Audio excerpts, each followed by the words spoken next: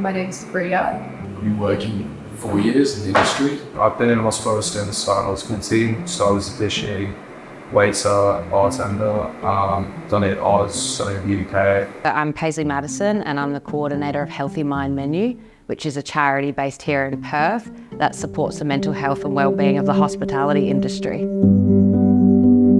It's fun being there to serve the customers, sell there, making food for everyone. It's nice. I started out by making coffees, and then eventually that turned into restaurant work, bartending. It's nice also working with the others. We come up with each other. No one's really bringing everyone else down. I think working in hospitality, you can talk to people. Everyone comes into a bar, it's going to get like this, revolving door of like everyone's one society. Everyone drinks, so it's to interact with a lot of different people. Well, you kind of like mediate yourself between everybody. It's a huge thing in hospitality. There's a variety of different challenges that we see people facing in hospitality. There's still a lot of customer abuse that happens, and anyone that's working in hospo will often describe this sort of like the customer thinks they're superior. And hospitality is a service-based industry, so a lot of people who work in hospo, they want to be of service, they want to be able to give to others, and sometimes they're seen as positioned lower than like, you're here to serve me, and customers can kind of abuse that. There's still workplace bullying, so some of the things we notice is that there's a lot of bullying still in the back of house. So it exists front of house as well, but it's still higher back of house, so literally the heat in the kitchen.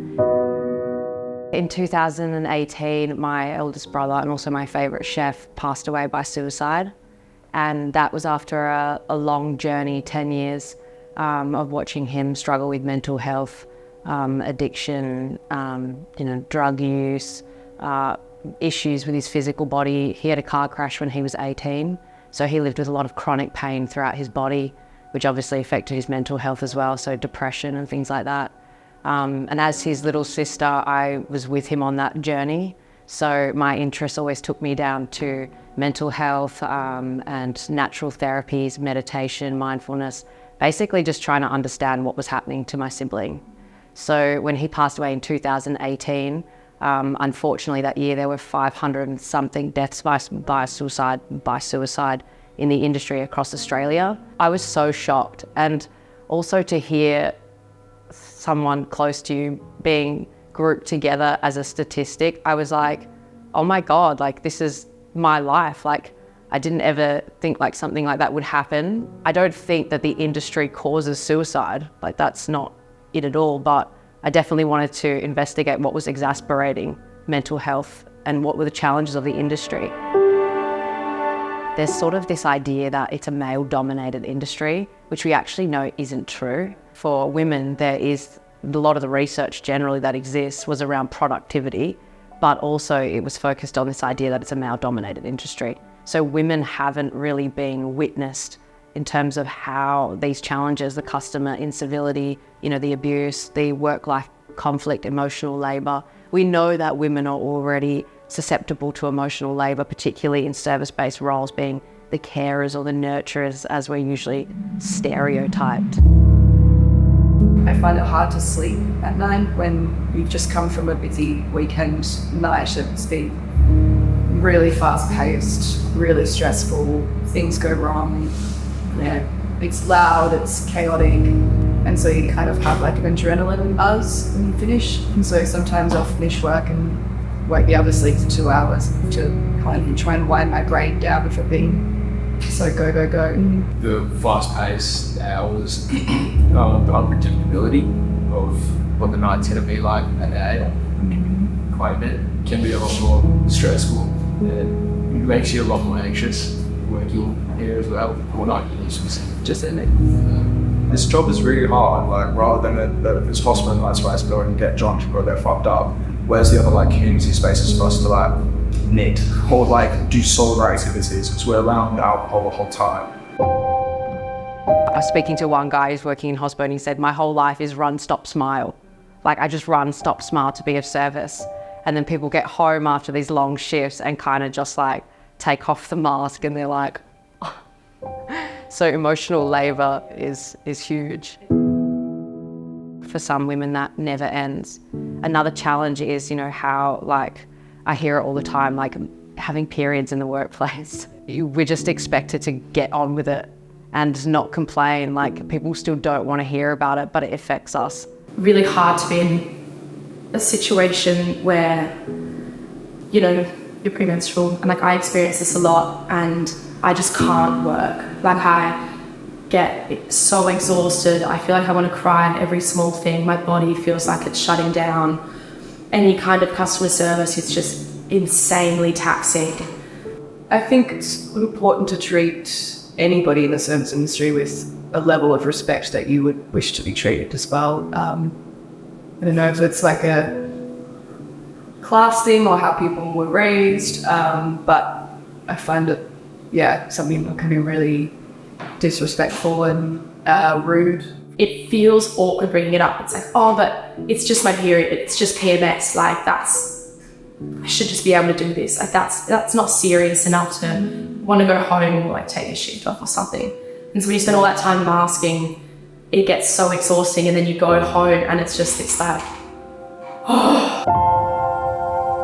are studies that have shown that if you don't give your body the rest and the space that it needs in your premenstrual phase and menstrual phase, that stress of masking actually just keeps adding up, and it just keeps getting worse throughout your periods and blah, blah. So it's so important to rest and reconvene, but that's so impossible in hospital as well.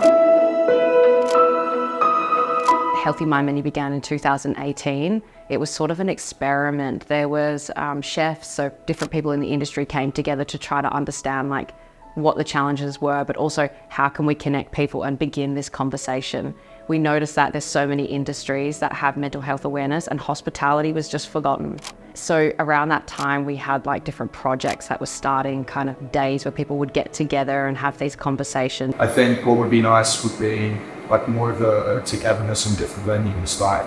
I think I've started seeing a bit more here in WA, but back home in London, it's you go on entity, if you don't like the people you work with and you can't reach out, then you have to work that job. So it's so hard to try and find another one. It's again really isolating because working all those late nights, usually for not the best amount of money as well, so therapy is really an option. I meditate, I exercise, I have come a long way, personally, and I was younger, I don't think I'd be able to do something like this, and now I'm realising the importance of, just letting your voice be heard, especially about it. I think that's also what we were talking about before with what you would want somebody on the other side to know, especially as a woman or somebody that experiences it with female hormonal cycle. We are different people at different times, biochemically and hormonally, just going through completely different things. It's good because sometimes you can come to work and be like, hey, I'm having an anxiety day. And if you're able to be honest about that, then the people around you can be supportive and be more sensitive, or, shuffle back a little bit. Just more openness, more communicating. So whether you're a worker in a venue or an employer, just having an awareness to some of the challenges that you face in a service-based industry can help you better manage that. Sometimes employers aren't going to know, and it's up to the individual to take a bit of responsibility and understand if they're supported in that workplace and they can stay there and thrive, or if it's actually time to find a workplace where you are better managed, where there is that work-life balance. But ultimately just being aware of what some of those stresses are and when to kind of manage your energy, when to give yourself a break is really key. For customers going in, just stop, be kind, just have a bit of compassion for the workers in the workplace, and making their life a little bit easier. Hospo is sometimes people's first ever place of employment from 14 or 13 and 9 months. So you really get to develop yourself, and we want to see that it is a place where people celebrate human nature, human skill, being human, having these skills. So I would love to see that it's something that people are proud of. They're proud to say that they work in hospitality and that they feel safe in their workplace. I would love to see for WA that we have a really strong awareness around the challenges, but also that we can champion a vision of a healthy hospitality.